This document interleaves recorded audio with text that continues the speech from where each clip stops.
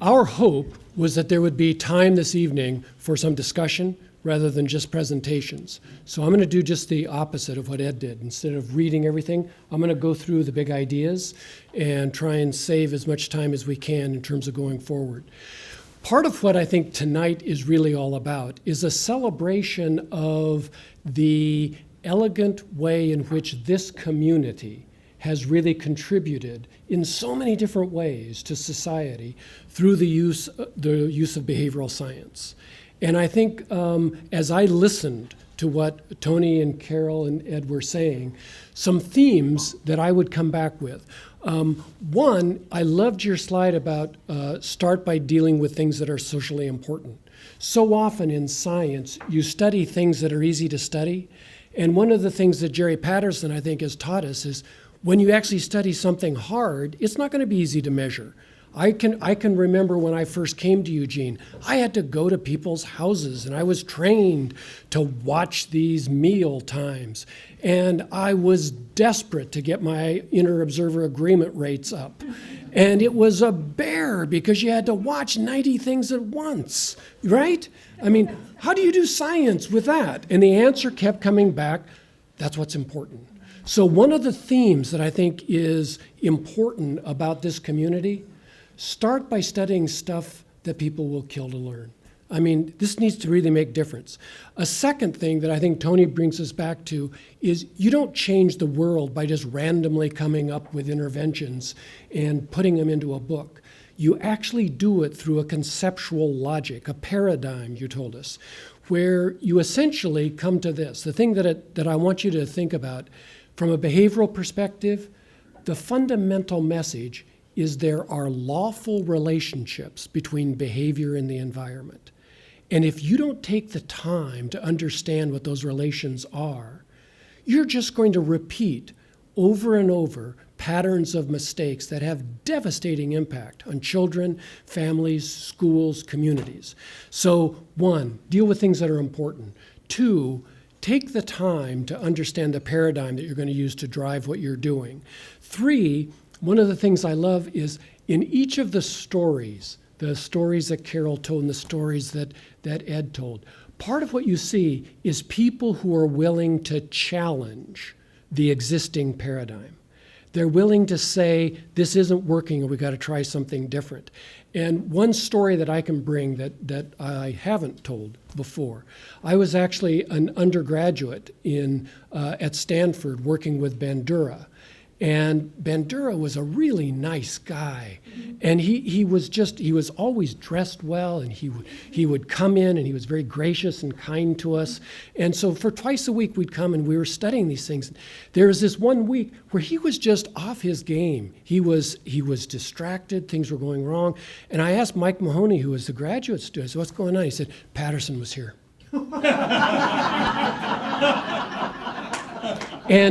And I got to tell you, I think if you listen to the stories, that's an effect that Jerry Patterson has had wherever he's gone. People keep saying, well, wait, right? So impart. Start with things that are important. Build on a conceptual foundation. Be willing to challenge the existing system. And then the other thing is, I've been here since 1975 too, and I'm looking out. You all have been here a long time. I mean, you were here a long time before I got here. It's not about us. It really is, if you're going to make a change, you got to have the perseverance. It's not going to come easy. You got to be able to collect the data. The message that you gave about the fact Jerry didn't just understand about negative reinforcement, he built the measures that allowed us to document. The thing that's so exciting about direct instruction is it's not just that we can teach kids to read, it's that you did the science to tell us how.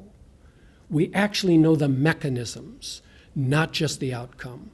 That's powerful stuff, and it doesn't come in a week or a month or a few years or one grant cycle. Part of what I think is interesting is the number of us who have been here more than 30 years. who are working really on the same stuff that we've been working on all the time. Either we're very slow learners, or it really takes a lot.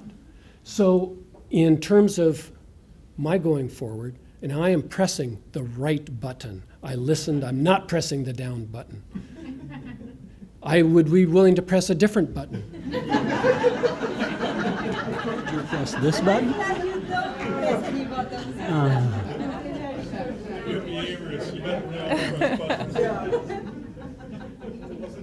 What happened? That was good. What'd you do? Let's just, let's do, like we talked about, let's get rid of all the other Well, we did. presentations. We did get rid of a bunch of them, and it was working a second ago. Okay, that's good. Don't. No, Nope. it's Nope. not It's there. not, That's not it's not the right working. one. It's That's not the It working. works here. I can see it. Yeah, but Oh, that's not gonna do these guys any good. Technology is just. Oh, yeah. If you click on that one, Okay. All right, here we go. Don't touch anything else. All right. In the little bit of time that I've got, what I'm interested in talking about are schools and the application of the behavioral science that we've been talking about to schools, and building in part on the rubric that Tony gave us to begin with. I'm going to figure out a way to build in Kevlar thread, Kevlar prevention science or something. But part of what I think we're really about, we want to build schools that are not just places where people learn skills, they're also nurturing environments. Tony is really encouraging us to build environments that will produce substantive and durable change. I mean, the idea that you can get change that 10, 15 years later is still producing an effect is stunning. That's what schools should be about. It is really what schools should do. So the messages that I bring, and I'm going to talk a little bit about schools. I'm going to use positive behavior interventions and supports, PBIS, as the example. But really the theme is to come back to how we use behavioral science. I want to acknowledge the incredible efforts of different people who have made important contributions to the design of what we do and how we do it. And in part, I think one of the things that's important for tonight is it's not about family systems and about literacy and about behavior. It's about a community where we have learned from each other. We have learned from each other to focus on measurement. We've learned from each other to build conceptual models. We've learned from each other that you only get it right about 20% of the time, and that's okay, except if you're dealing with Zig. But the rest of us, we can go forward. I think it's also, tonight is about a celebration, and I think, Herb is back there with his absolutely wonderful wine to help us do the celebration. But this is part of something that, quite frankly, we don't do enough. And I appreciate Tony bringing this. We work hard. We try and do things. We focus so much on the things that don't work. We don't celebrate enough the things that do. And coming together as a group, very few of us have seen all of each other in that many different places, right? We need to learn about the brain. We need to learn about depression. We need to learn about the different pieces. And science brings a rubric where we can do that. Part of what I think is important, we are at a point in time where things are changing. We've got a new university president. We've got new funding structures within the departments of education and NIH. We've got a community that's aging. What are the key themes that really have led to the development of so much interesting, useful contributions? I mean, let's face it, there are smart people everywhere. We're not really any smarter than all the other people. We were just in the right place where there was a nurturing environment for the kinds of things that we've done. So, positive behavior interventions and supports. Those of you who know about PBIS, the whole idea is multi-tiered systems. The old way of thinking about schools is you walked into a school, we delivered, basically vanilla school, and if you didn't fit, we said, we are very committed to you, we love you, we think this is important, we want to find a place that's important for you, just preferably very far from us, because we only do vanilla school. This is a radical change. Here's what we're saying. Any school, whether you're doing math, reading, or behavior, should be able to deliver support with at least 3 levels of intensity. So think about tier 1 intensity. For about 80% of the kids, this should work. But come on, don't expect that that's going to work for everybody, and don't blame the kids for whom it doesn't work. Plan for that. Don't be surprised, actually be prepared. Be ready to do the next little bit more, a tier 2 level of support, increase structure, increase feedback, increase the level of positives, right? And a big thing, decrease the likelihood that problem behavior is going to be rewarded. Do that just a little bit and it'll make a big difference. It's cost effective. And then think about the third level, that red level, smaller, but those kids who really need high intensity individualized support. They need the level of assessment. They need Marshall to come in and bring family, student, peers, and educators together to be able to build support that's going to be able to work for that particular kid. I love those kids. Those are the kids whose primary mission in life is to maintain our humility. All right? And anybody who comes and says, I know about behavior support in schools and I can work with all the kids in school is not spending enough time in schools. All right? I mean, seriously. Okay, part of what I want to do, Hill Walker. I want you to think about this. Hill Walker is someone who has made just huge contributions. And we're celebrating individuals, but really I want you to come back and think about this. Hill has done so many things. He launched the Institute on Violence and Destructive Behavior. Hi, in Charlie, you had Corba, which was just a wonderful contribution to the field. The First Steps to Success program is something that's being used all over the country. But one of the things that Hill Walker has done is he went to a conference for community health. All right? Community health. And he listened to people talk about multi-tiered systems of prevention. And Hill Walker was smart enough, clever enough, and humble enough that he said, we need that. He was the nexus that brought back, the bridge that brought back this notion of multi-tiered support to education. He wrote a paper, he had the triangle, variations of the triangle. But more importantly, what he really did is he said, we have spent too long on intervention and too little on prevention. Now, this is a long time ago. I mean, prevention science was getting started, but that concept that you should never do intervention without matching it with prevention was not something that was part of the vernacular. Hill actually brought that, and he brought it together in a way that was really stunning and wonderful. And I wish he was here. I've done this before when he has been here. But one of the things that Hill's also done, I mean, look, doesn't he look like somebody who would bring positive behavior support to schools? The thing that's great is he went off into other areas. I mean, he's worked in communities. He worked in juvenile justice settings, right? Delivering behavioral support and positive behavior systems in juvenile justice settings. Now, when he does that, he changed. He looked like this. Okay? I mean, you got to match sort of where you are with who you're talking with, right? But I want you to think, in 1994-95, Hill Walker basically said, from now on, schools should never deliver support with a single level. If we're going to respond to a society that is becoming increasingly diverse, if we're going to respond to a society that is actually committed, not just to the top tier, right, but to all kids, you need to plan to deliver multiple tiers of support. This is very, very different. I want you to think about what was happening all throughout the world. Prior to World War II, almost all other education systems really focused only on the privileged, and primarily the male privileged. We were the only major industrial country after World War II that invested in education for all children. It was a major concept that we really didn't understand the implications of, and we certainly didn't have the science. Part of what Hill was arguing is if we're going to do this, we got to do it well.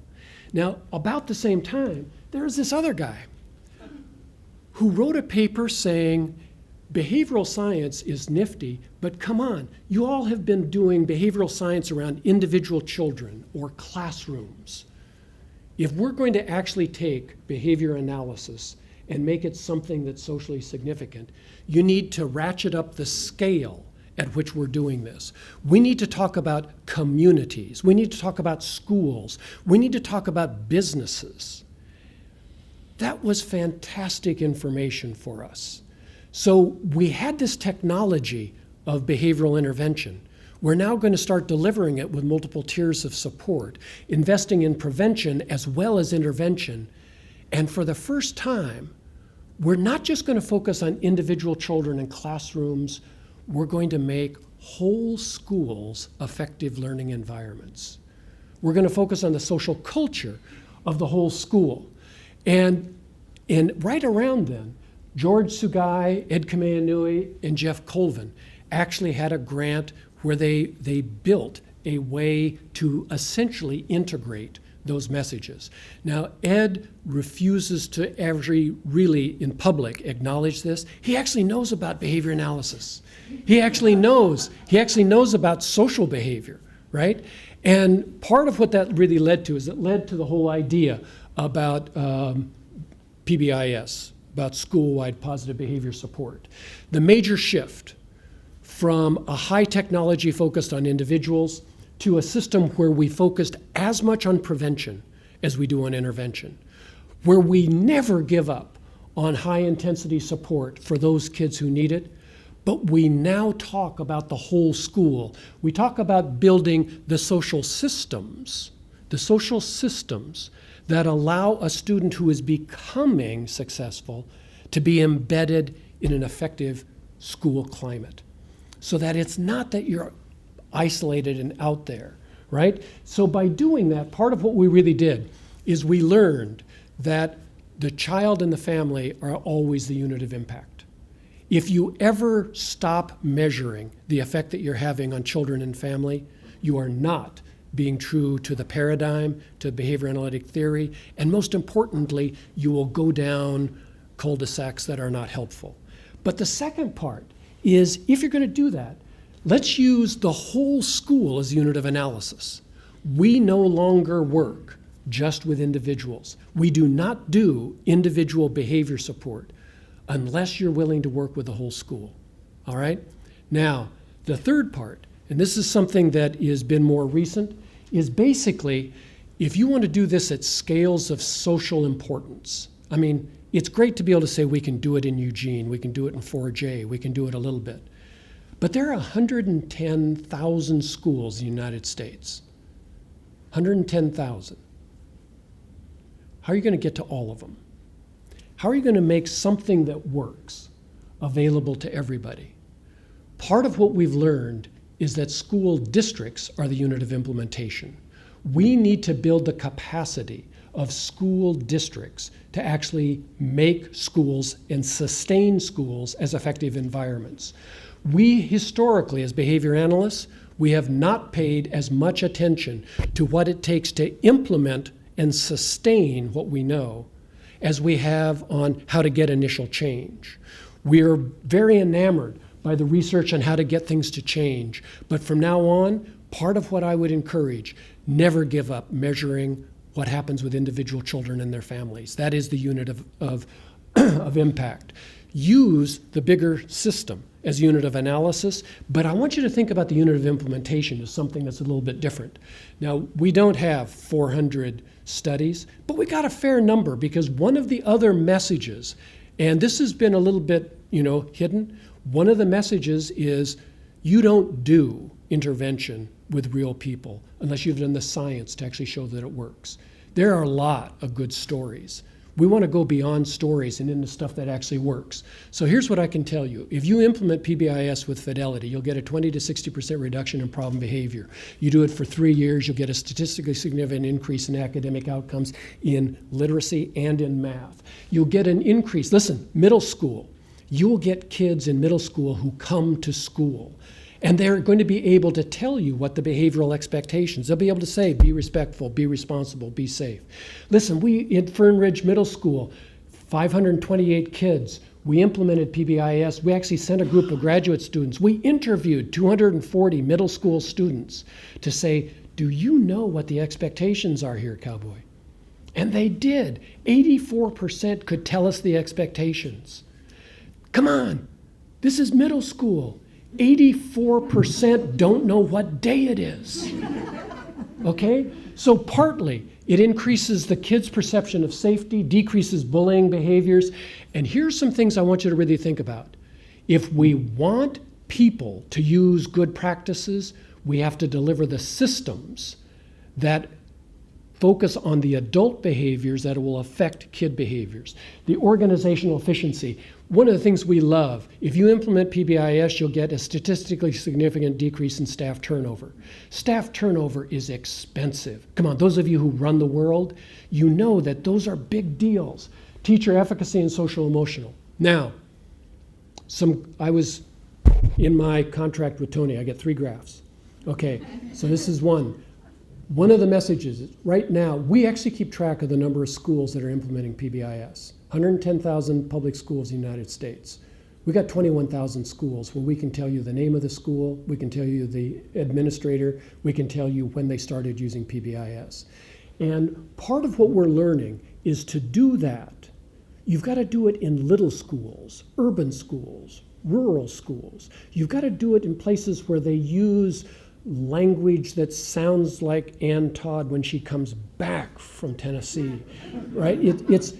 People talk differently. And one of the things that's been helpful to us, we also are implementing PBIS internationally.